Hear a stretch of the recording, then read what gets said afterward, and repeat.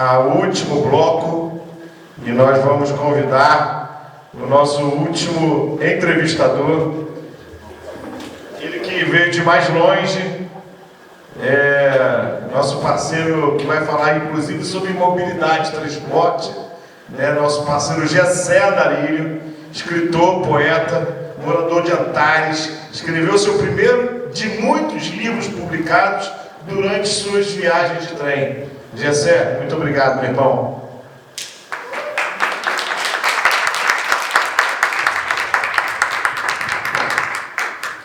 Boa tarde, jovens de todas as idades. Eu sou um jovem negro de pele clara, esbelto, vestindo uma camisa cinza, calça preta e tênis branco. Entendi a risada. Primeiramente, quero agradecer o convite do Grupo ANF, do André e do Monte todo. Parabenizar aqui os candidatos aqui presentes. Achei maneiro vocês terem vindo, achei uma vacilação dos caras que não brotaram, tá ligado? Mas é isso. Vamos logo para o que interessa, vamos para as perguntas.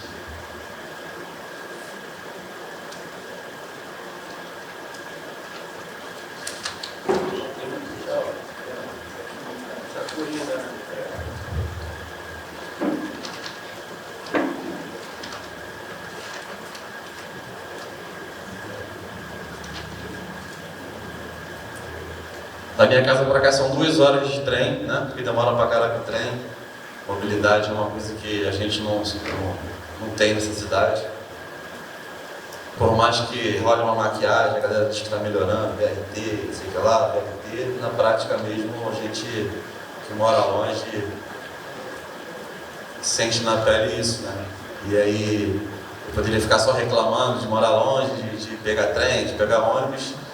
E eu aproveitei esse tempo que eu perdia todos os dias dentro do transporte público e decidi escrever dentro desse transporte público para passar o tempo das viagens. Assim surgiu meu primeiro romance, que eu assinei com o grupo Companhia das Letras, que é a maior editora do país. E hoje eu sou autor, renomado, viajado por vários países, premiado.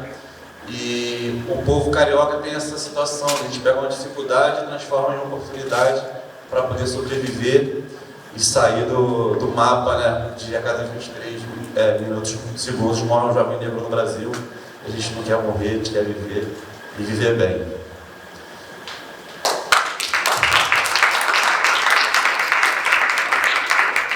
A primeira pergunta aqui é do J. Marques, da Cidade de Deus.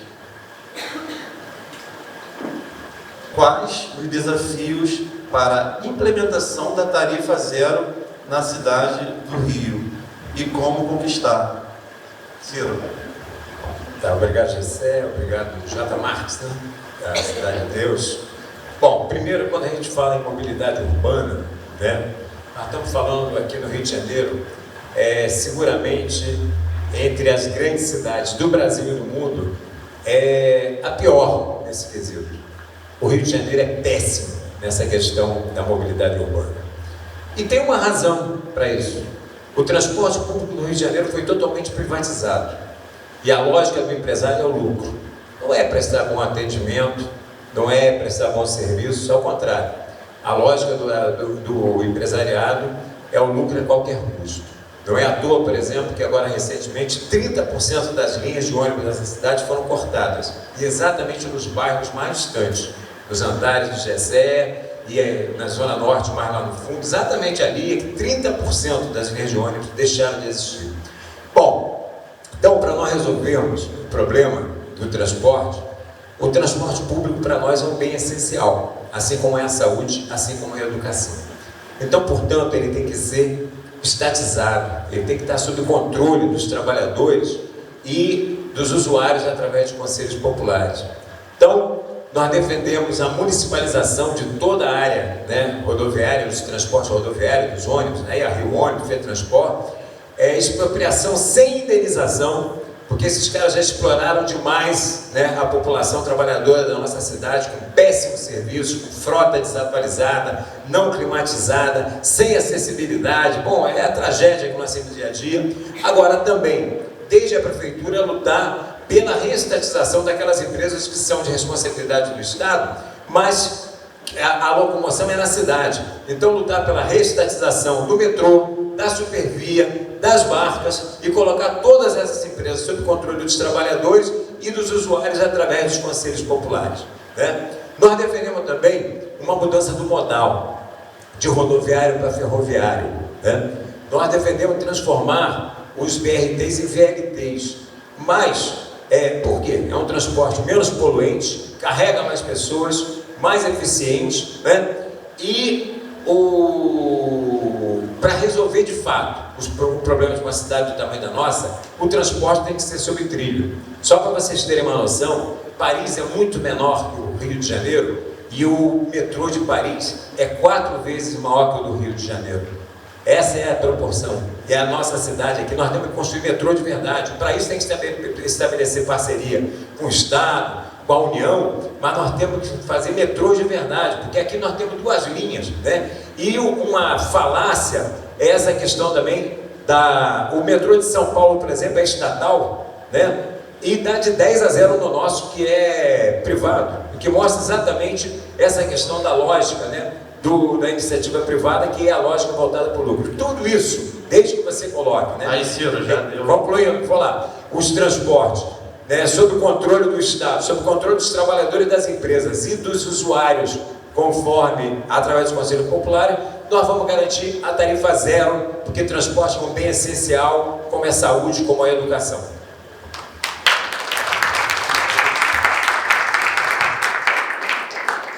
Já andei de metrô em Paris, é verdade. Sou desses. Shaolin da Rocinha. MNU nas favelas. É possível implantar transporte sobre trilhos na Avenida Brasil e Avenida das Américas e expandir o BRT para outras regiões conectadas? Bom, não tem segredo nenhum, na verdade. É mais do que possível, deveria ser obrigatório. O BRT, primeiro falar sobre o BRT, né? Eu comparei que eu estou sobre a expansão do BRT. O BRT é uma inovação muito interessante se tivesse sido feito em 1910 e 20, porque, primeiro, aquilo dali é uma verdadeira câmara de gás, uma lata de sardinha, onde você bota a população carioca, para dar uma desculpa na ausência do metrô. O companheiro Ciro aqui falou bem, deu o exemplo do metrô de São Paulo e fora do Brasil. O metrô de São Paulo começou a ser construído ao mesmo tempo que o metrô do Rio de Janeiro.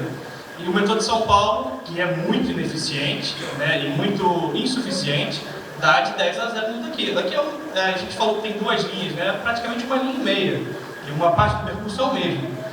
A China, por exemplo, começou a fazer o metrô depois da gente. Em todas as cidades, principais cidades do país, tem metrô e o metrô cobre a cidade inteira. E o carioca fica aqui dependendo de pagar R$ 7,50 para pegar um metrô. Você vai para algum lugar e vai pagar R$14, né? Não vai para o município, nem para o estado esse dinheiro. Quando vai pegar o trem, paga mais caro ainda, e esse dinheiro vai para o Japão, que é a empresa que recebe, no final de contas, o dinheiro vai acabar lá. O trem é um transporte, vamos ser sinceros aqui, ridículo. Você bem falou, você demora 2 horas para pegar o trem. É a malha ferroviária mais antiga do Brasil, pô. Já foi uma das principais exportadoras de produção do Brasil, também não só de pessoas, né? E tem uma situação ridícula, vai parando, demora 2 horas, às vezes até mais para você pegar um lugar quente, lotado. Você fica também lá esperando na estação de trem, que é um lugar que está caindo aos pedaços. Então, vou concordar aqui com o Pedro. Primeiro, reestatizar completamente tanto o ônibus, que você precisa ter pelo menos 3 ou 4 a 5 vezes mais de linhas de ônibus, a gente já teve e foi diminuído, foram cortadas durante a pandemia. O trem também, e precisa ter uma integração com o metrô. Não adianta ser uma coisa separada. O ônibus, o VLT, o trem e o metrô precisam ser interligados, você pagar uma passagem só, né? Se for pagar a passagem, porque na verdade o certo seria, né, você estatizando essas empresas, você dá tarifa zero. Chega de dar dinheiro para banqueiro, chega de dar dinheiro para empresa que fica fora do Brasil. Vamos estatizar tarifa zero, sem catraca, para a população carioca poder usufruir. Isso vai inclusive fomentar a nossa indústria, o nosso mercado, porque é o dinheiro que vai ficar para o trabalhador, que pode ser investido em outro lugar, e a gente tem dinheiro para bancar isso. Porra, o Rio de Janeiro tem um dos maiores a maior quantidade de petróleo do Brasil. É muito royalty que a gente tem aqui. E esse dinheiro não fica com a gente, pô. A China, com menos dinheiro, que tem menos dinheiro para investir de recursos naturais, cresceu muito mais do que o Brasil.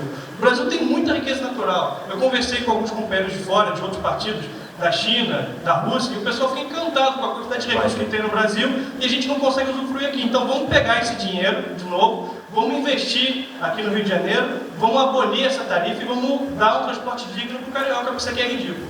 Valeu.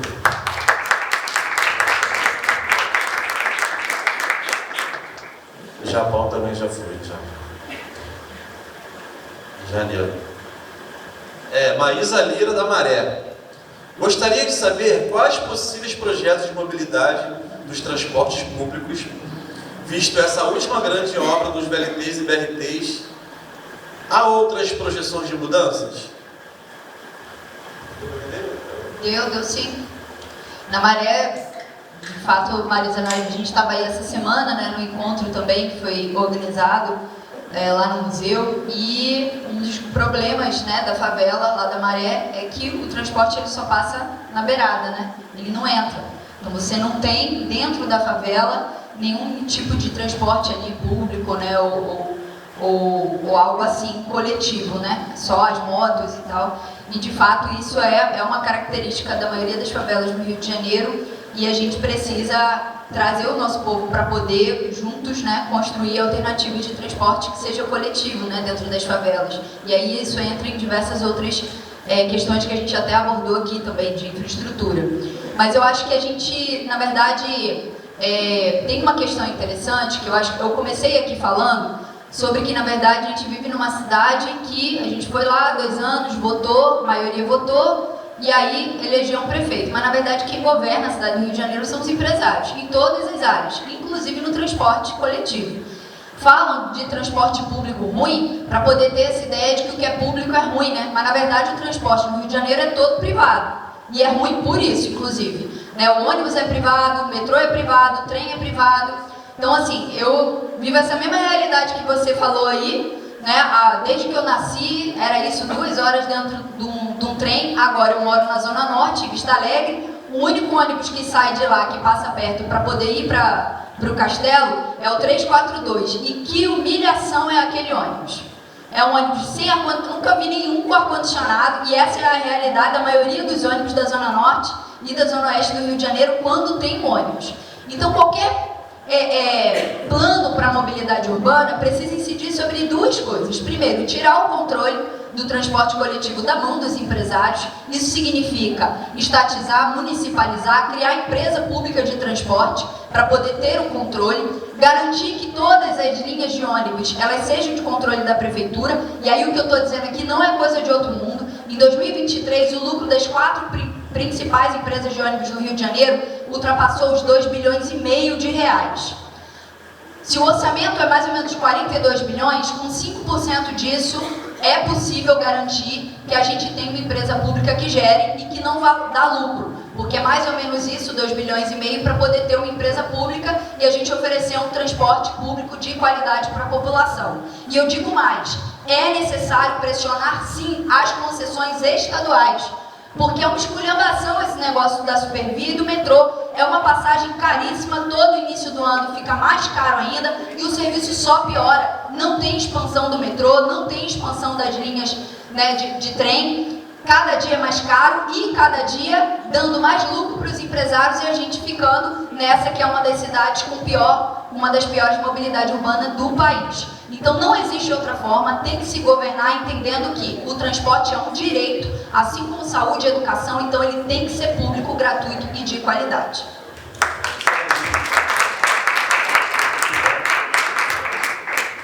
Lá em São Paulo a gente consegue, né, estar no metrô e passar pro trem e não pagar outra passagem, né, tem integração. Aqui no Rio o bagulho é doido.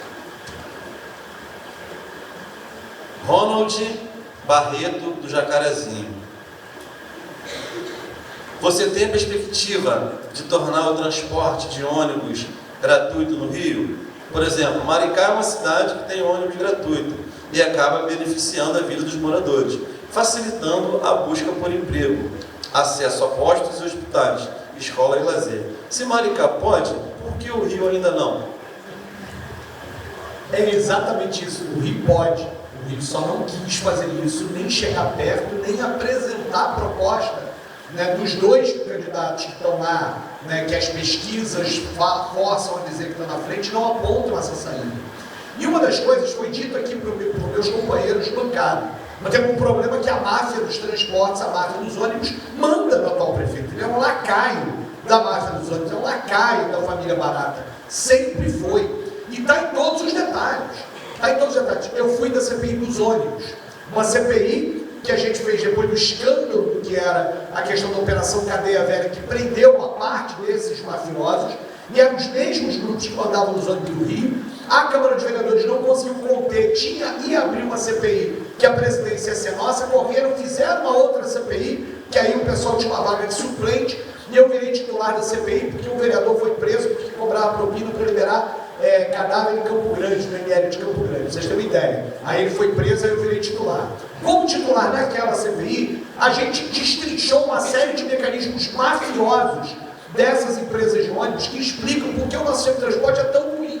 E explicam por quê. O Eduardo Paes, e aí também o Crivella, no momento em que foi prefeito dessa cidade do Rio de Janeiro, insistiram em fazer a obra do BRT Transbrasil competindo com o trem. E aqui nós temos um problema, todos nós aqui falamos sobre a questão do transporte sobre trilhos. Por que é que tem o BRT na Transbrasil sendo sobre pneus, sobre rodas? Porque é isso que interessa a máfia dos ônibus.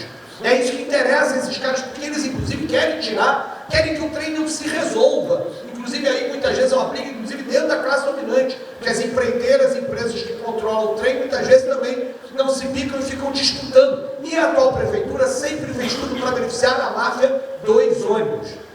Vou dar um exemplo.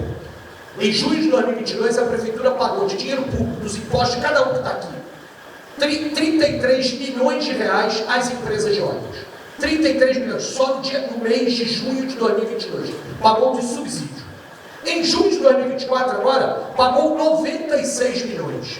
Quase triplicou. O que explica isso? Quando eu votei a favor da existência de um subsídio, e tarifa zero é o subsídio levado ao extremo para que todo o dinheiro, o custo do transporte seja pago com dinheiro público, e obviamente, aí também tem fontes de financiamento, depois eu posso falar nisso, a lógica era, o subsídio só vai aumentar se aumentar a oferta para a população.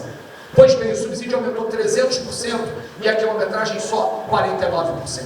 Ou seja, a máfia dos ônibus continua ganhando dinheiro porque nós temos uma prefeitura subserviente a essa máfia dos ônibus. Tarifa zero é possível, é viável acontecer aqui no Rio de Janeiro. São Paulo já tem ônibus de graça no domingo. O Rio de Janeiro pode ter. A prefeitura já paga vai pagar este ano 2 bilhões de reais. E para colocar ônibus de graça ao domingo custa 130 milhões de reais apenas, pelas contas da máfia, que são eles que fazem isso. Portanto, transporte é direito, tarifa zero é possível, integração com o trilho é possível, não só é possível, é necessário, urgente e é o que é inteligente para fazer. O que não dá é para a gente demorar 2 horas e 37, como eu vi agora, para chegar em Antares de volta, que é o que o nosso camarada aqui vai demorar para chegar lá em Antares. Vamos que vamos, transporte é direito.